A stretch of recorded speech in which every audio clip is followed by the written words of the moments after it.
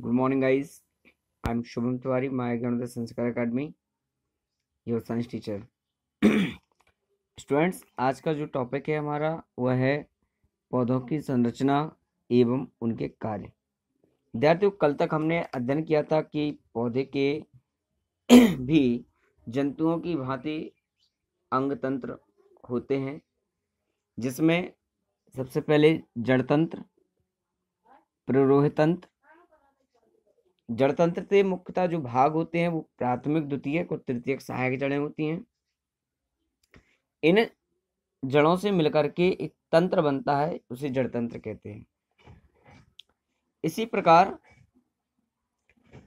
पत्ती, तना, फल, फूल, इन चार अंगों को मिलाकर के एक तंत्र बनता है जिसे हम प्ररोह तंत्र कहते हैं। जैसे विद्यार्थी कोशिका के मिलने से ऊतक, ऊतकों से अंग और अंग के कई अंग मिलकर के एक अंग तंत्र का निर्माण करते हैं और अंग तंत्र मिलकर जीव का निर्माण करते हैं। ठीक इसी प्रकार से प्राथमिक, द्वितीयक एवं तृतीयक जड़ें,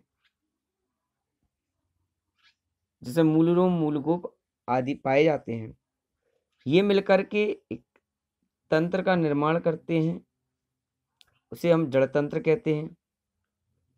जड़ तंत्र के ऊपर का जो हिस्सा होता है तने से निकलता है, उसमें पत्तियां भी होती हैं, फूल भी होते हैं, फल भी होते हैं और पत्ती भी होती हैं। तो ये अंग मिलकर के एक और तंत्र का निर्माण करते हैं, वो तंत्र कहलाता है हमारा प्ररोह तंत्र। क्या कहलाता है? प्ररोह तंत्र।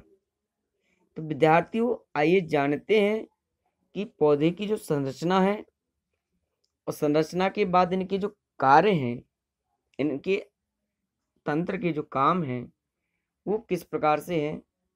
आइए इसके बारे में अध्ययन करते हैं। विद्यार्थियों, यहाँ पे क्रियाकलाप दिया है।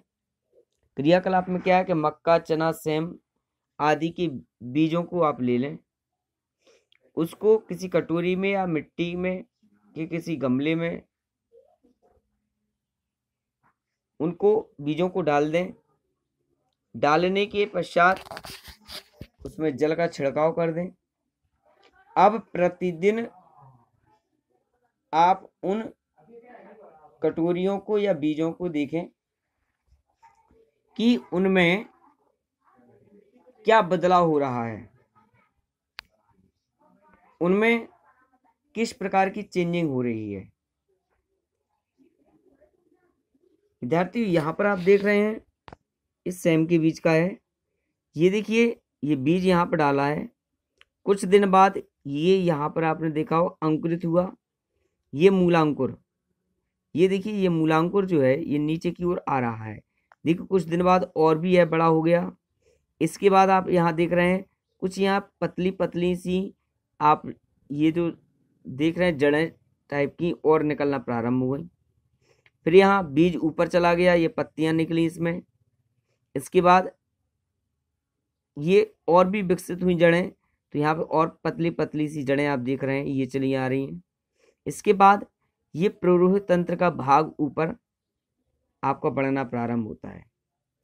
ये देखिए, यहाँ पे ये तनाव हो गया, पत्तियां भी आ गई, प्रांकुर यानी फूल भी लगने लगा इसमें। तो विद्यार्थियों, ये इस तरह से आप देख रहे हैं कि ये कहाँ बीज था और कहाँ जड़ें हो गई। विद्यार्थियों, इसी प्रकार से मक्के के बीज में अगर आप देखें तो ये बीज को इन्होंने बोया, ये मुख्य जड़ इसमें थी, ऊपर की ओर कुछ और बढ़े तो अपस्थानिक जड़ें हो गई। इसका मूलांकुर भाग नीचे की ओर चला आया, ऊपर ये प्ररोह तंत्र ऊपर बढ़ने लगा।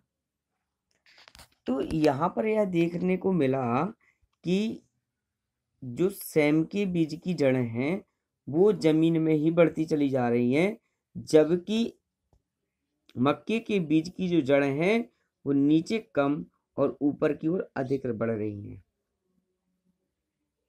विद्यार्थियों, वे जड़ें जो मिट्टी में धंस जाती हैं, निचले भाग तक मिट्टी के पहुंचती हैं, वो मुख्य जड़ें कहलाती हैं, और जो ऊपरी हिस्से में होती हैं वो अपस्थानिक जड़ें कहलाती हैं। तो विद्यार्थियों यहाँ पर कुछ अनुकूलित परिस्थितियों में पौधे विकसित हुए। इसके बाद हम यहाँ निरंतर देख रहे हैं कि कुछ जड़ें भूमि को और गहराई तक बढ़ती चली जाती हैं, जबकि मक्के के बीजों में मूलांकुर की वृद्धि कुछ लंबाई के बाद रुक जाती है और वहीं से अनेक शाखाओं में रेशों की तरह विभाजित हो जाती हैं।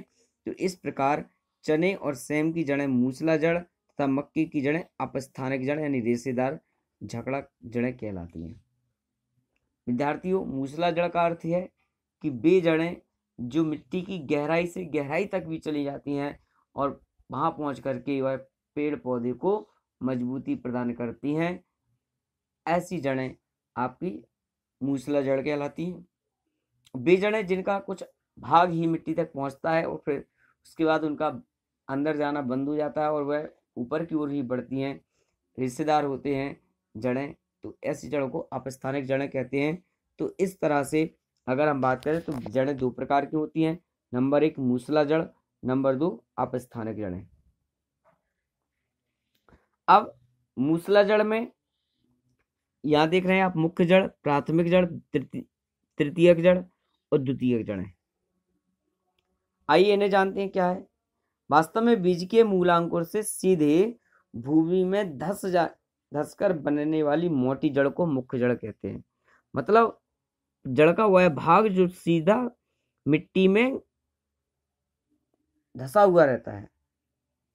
अब मुख्य जड़ से कुछ पतली पतली शाखाएं निकलती हैं, उन्हें हम प्राथमिक, द्वितीयक और तृतीयक जड़ या सहायक जड़ें कहते हैं।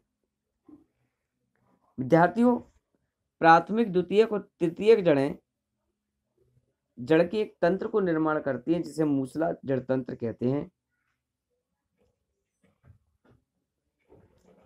इसके बाद रेशेदार जड़ों द्वारा अपस्थानिक जड़ तंत्र का निर्माण होता है, इसलिए इसको हम अपस्थानिक जड़ तंत्र कहते हैं। विद्यार्थियों, ये जो जड़ें हैं, जड़ के अंतिम भाग में दो प्रकार के और बातें और चीजें उभरती हैं। नंबर 1 मूलरोम और मूलगोप। तो मूलरोम क्या है और मूलगोप क्या है, आइए ना देखते हैं। मूलिका के अंतिम सिरे पर, यहाँ पर आप देख रहे हैं, मूलिका के अंतिम सिरे पर एक कोमल टोपीनुमा आवरण स्पष्ट दिखाई देता है, जिसे मूलरोम मूलगोप कहते हैं। देखिए, ये रहा जड़ का मुख्य भाग जो नीचे धरती में धसा हुआ है। ये जो टोपीनुमा हिस्सा आप देख रहे हैं, इतना ये जो टोपीनुमा हिस्सा है, यही हमारा मूलगोप कहलाता है। इसके बाद मूलगोप से कुछ दूरी पर ऊपर की ओर रेशेदार बालनुमा जो कुछ जड़ें दिखाई दे रही हैं, ये मूलरोम जड़ें कहलाती हैं, मूलरोम कहलाते हैं। इनको मूलरोम खंड कहते हैं।